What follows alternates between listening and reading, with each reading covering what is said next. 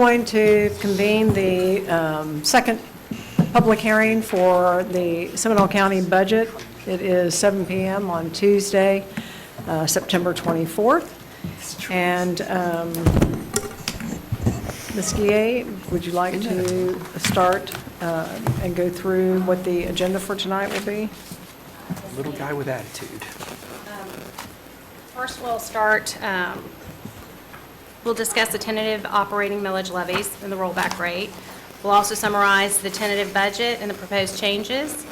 We'll hear comments and answer questions from the public regarding the tentative millage rates. And prior to conclusion of the hearing, the board must do a number of things, including amend the tentative budget if necessary, recompute its tentative millage rates if necessary, publicly announce the percent by which the recomputed tentative millage rates are above or below the rollback rate, and adopt the final millage rates and budget in that order. With that, I'd ask Lori Bailey Brown to... Okay. Before Lori gets started with her presentation, I just want to remind the public of a couple of things. One, the Board of County Commissioners does not have any control over the taxes levied and budgets of the school board, the Water Management District, or any of the 7 cities within Seminole County. Questions regarding property assessment valuations should be addressed to David Johnson, the property appraiser, who is here tonight. The Board of County Commissioners has limited authority over the budgets of constitutional officers of the county, the clerk of the court, property appraiser, sheriff, supervisor of elections, and tax collector. The clerk of the court's budget is reviewed and approved pursuant to Florida statutes, with the exception of the board records and finance, which is submitted to the Board of County Commissioners. The property appraiser and tax collector budgets are reviewed and approved by the State Department of Revenue. The sheriff has the right to appeal any decision regarding his budget to the governor and cabinet. The purpose of this meeting is to conduct a public hearing for the purposes of hearing public comment regarding the tentatively adopted millage rates and budget, amending the budget as desired by the board, and adopting the final millage rates and the county budget for the fiscal year 2019-20 as required by Florida law. This budget hearing is Seminole County's intent to adopt the final millage rates and budget for FY 2020 was advertised in the Orlando Sentinel on Thursday, September the 19th, 2019. So at this time, Lori, if you want to go ahead and make your presentation and discuss the final millage rates and the budget for the fiscal year 2019-2020. Yes, ma'am. Thank you. Good evening. Lori Bailey Brown, Chief Financial Officer and Resource Management Director for Seminole County Board of County Commissioners. Tonight we're holding the final public hearing to adopt the fiscal year 2019-2020 millage rates and budget in accordance with Florida statutes. First, I'd like to thank the budget team for their hard work in getting this budget before you tonight. The budget was developed over the past year with a pre-budget financial update focused on the board priorities. Following that were work sessions with the county manager, and then a proposed budget submitted. And on July 23rd, the board approved the proposed millage rates that you're going to see tonight. 4 budget work sessions were held after that with the board in August and September. And our first public hearing to adopt the tentative millage rates was held on September 11th. Tonight is a second public hearing to adopt the final millage rates and budget. And tonight's meeting was advertised in accordance with Florida statute in the September 19th edition of the Orlando Sentinel.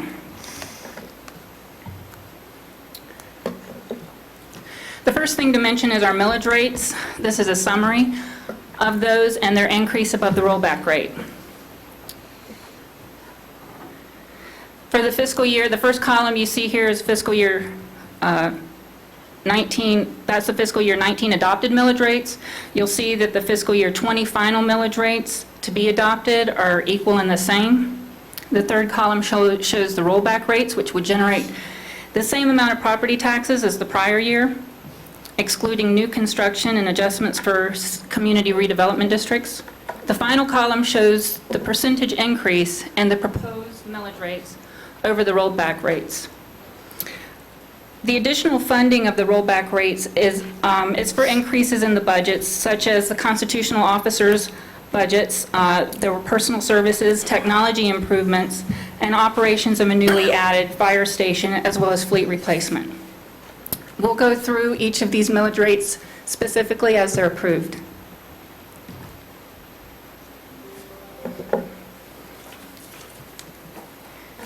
Here we have the changes in taxable property values. This is the reason that the same millage rates assessed this year will generate more revenue. You can see the property values increased approximately 8%, with 1 to 2% attributable to new construction.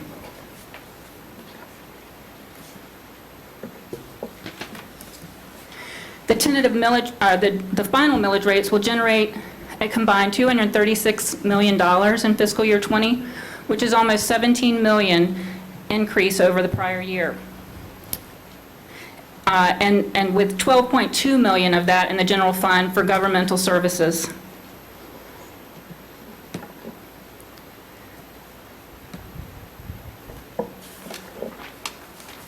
Here we have another summary of the final total budget.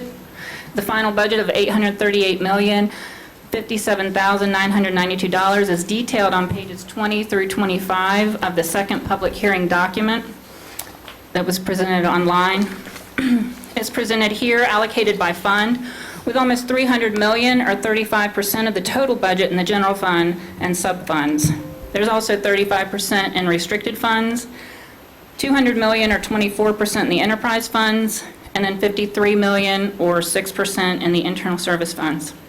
Also included in the final budget are adjustments totaling $1.6 million, which are detailed on pages 23 through 25 of your document. The final adjustments were primarily attributable to increases in interfund transfers of $1.8 million for increased mowing and trimming cycles and fleet replacement, offset by a decrease in the contribution from the Port Authority.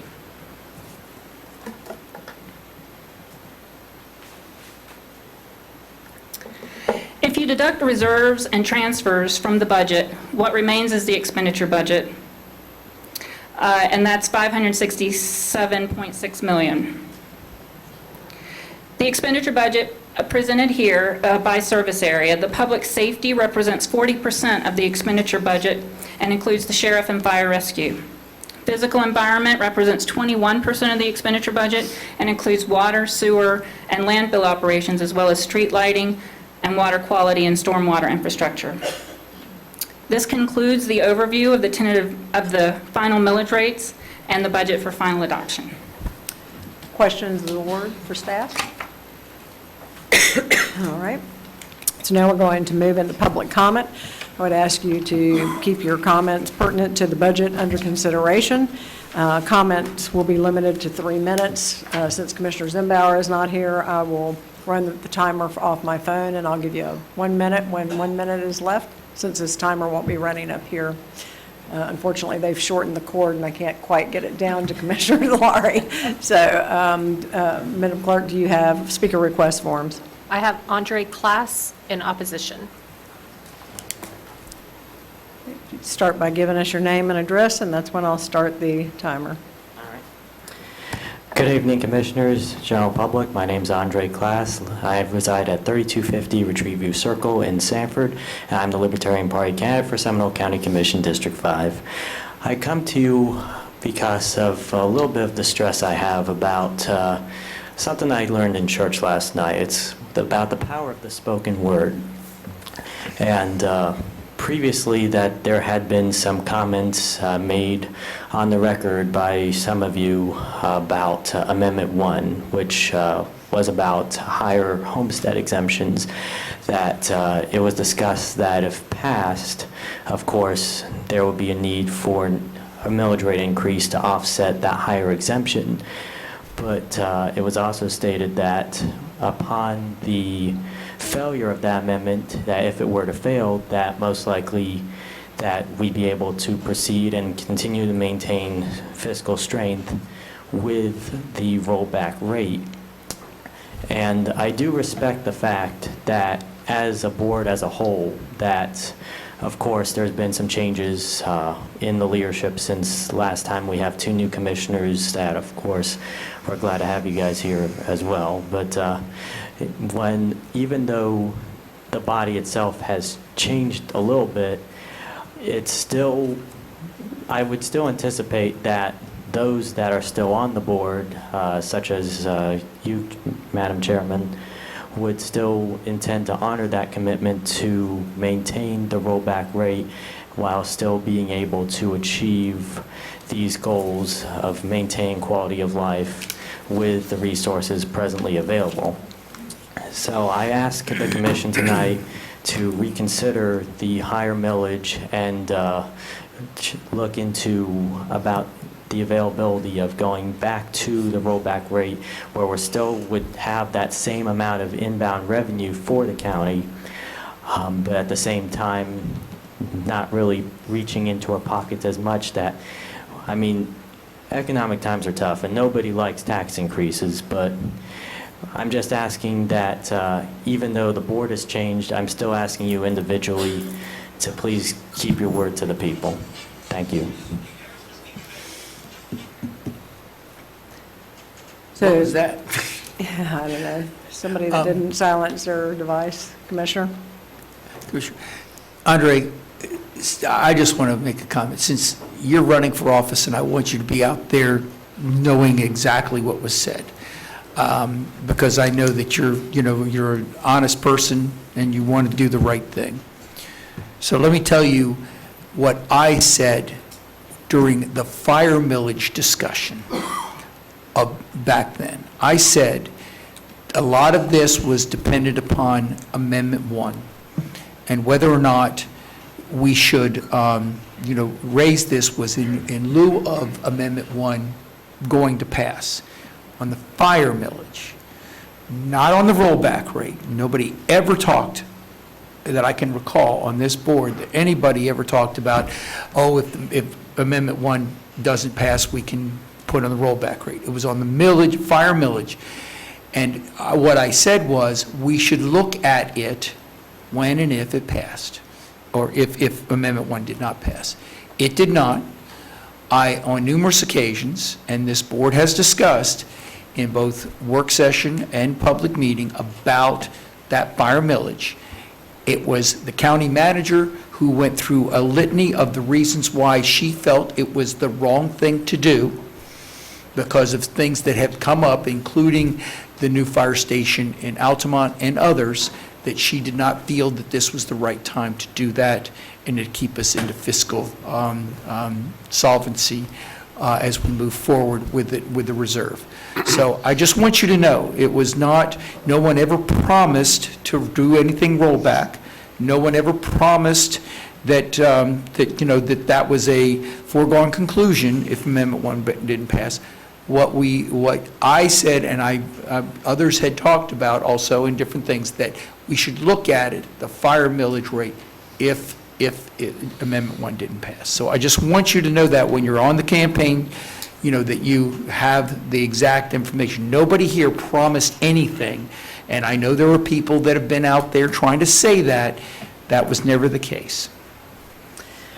Commissioner, you're correct, and really, the commitment was to look closely at the fire millage, depending on what happened with Amendment 1, and at the time that conversation was had a year ago, we didn't know that we were going to have to move the Altamont station. We didn't know that the demand would increase sooner for Station 39 and other fire needs as well. So I would have been the Yeah. first one to want to roll back if we could. Absolutely. I think we've all proven to be pretty fiscally conservative up here. I think we all would have agreed with that.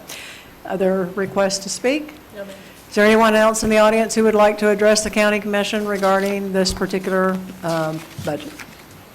All right, seeing none, we'll close the public hearing, and I will entertain a motion to set the millage rates for FY 2019-20 by tax district.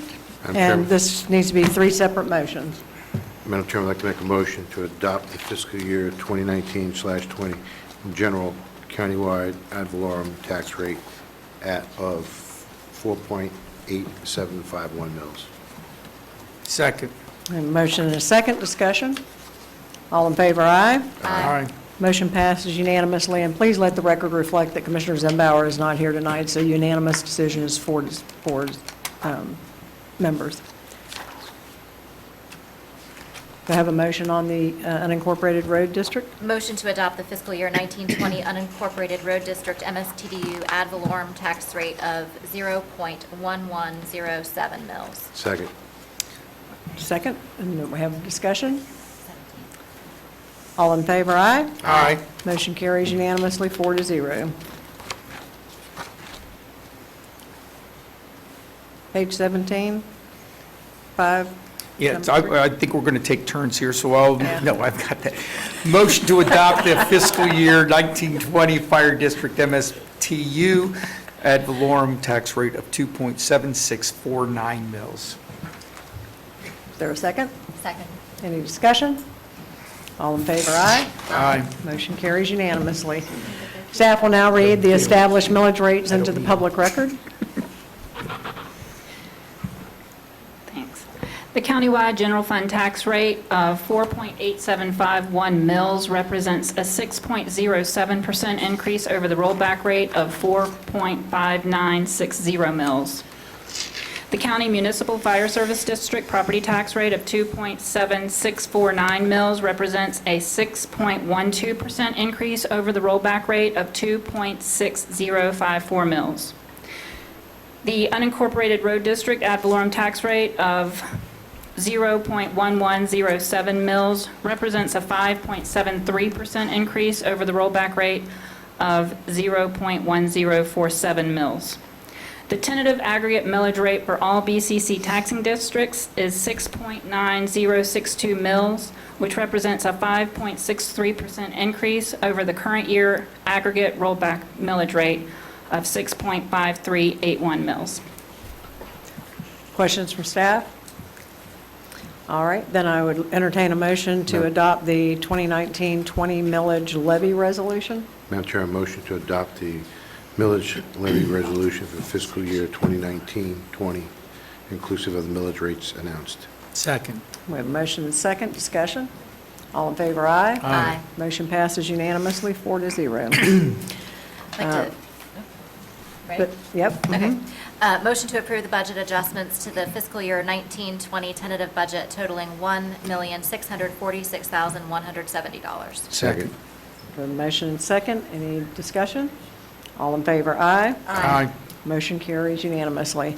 Before I ask for this next motion, I would just like to make a statement. I made it at the first public hearing that I will not be supporting the budget resolution because it includes the Supervisor of Elections' request for a 39% budget increase.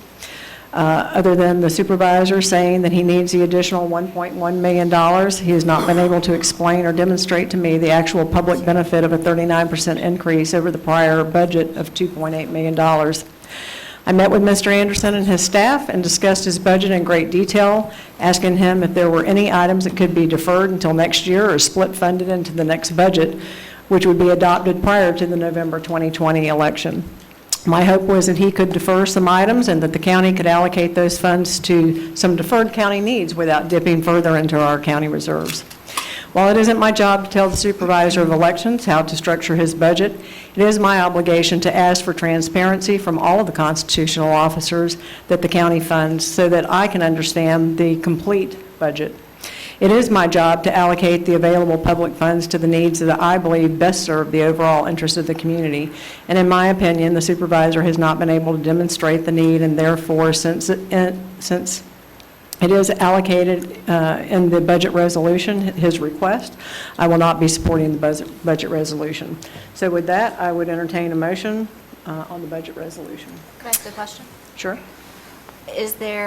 Must the budget be adopted in totality, the way it's presented? There's no opportunity to pull line items? No, you can discuss line item changes, but the final budget would have to, the final approval is the budget with the changes that you approve tonight, if you approve any.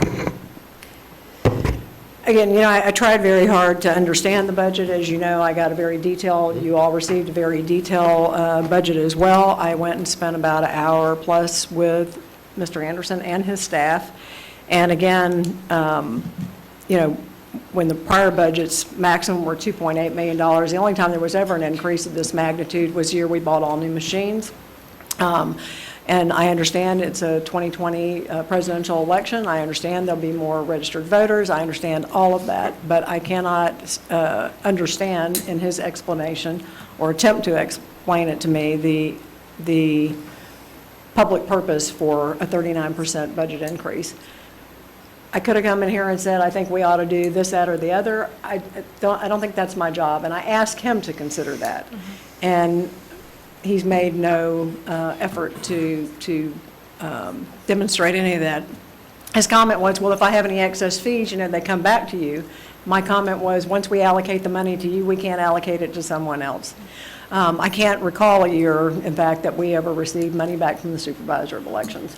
So I can recall times, though, that we approved a budget in mid-year or at the election time, that they required more money for legal defense and other reasons as the elections unrolled, and we gave them the money that they needed at that time. So just philosophically, I'm not going to support the budget resolution because of my fiscal beliefs.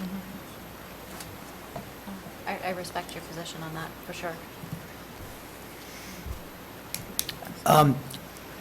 I think all of us would rather not see a 39% increase in any budget, and I have also given my concerns about the increase percentage from the constitutional officers as it continues to increase. But I think also, and especially in the 2020 coming up fiscal year in the elections, I think we're between potentially a rock and a hard place. And I have to accept the fact that the supervisor of elections says what he means and will do the job that he says he's going to do. And if he does have excess funds, if he needs this, so be it. If he, unfortunately, I wish it wasn't so much, but if he needs this, I would rather have a safe, clean, effective election.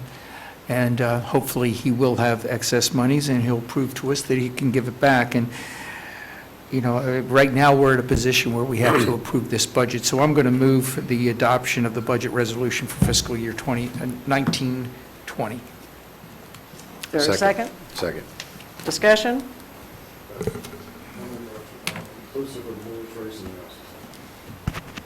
Whatever you say. You have to say it. Inclusive of.